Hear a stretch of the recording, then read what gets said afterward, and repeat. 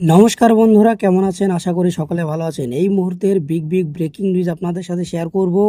অভিজিৎ গাঙ্গুলিকে জেরা করা প্রয়োজন। তাহলে কি ৩২,০০০ শিক্ষকের চাকরি থাকছে না চলে যাচ্ছে? পুরো বিস্তারিত তথ্য আজকে তুলে ধরব। পর্ষদ কিন্তু এমনটা দাবি করেছে। প্রাথমিক নিয়োগ দুর্নীতির মামলায় প্রাক্তন বিচারপতি সাংসদ অভিজিৎ গঙ্গোপাধ্যায়কে জেরা করা প্রয়োজন বলে কলকাতা হাইকোর্টে জানালো প্রাথমিক শিক্ষা পর্ষদ।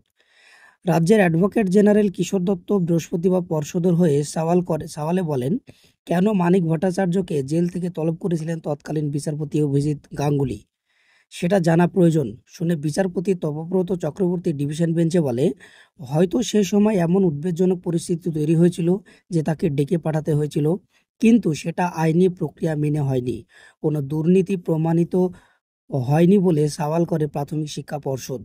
কিশোর দত্ত বলেন, যেভাবে বিচার প্রক্রিয়া চালানো হয়েছে তাতে আমরা প্রাক্তন বিচারপতিকে ক্রস এক্সামিন করতে চাই।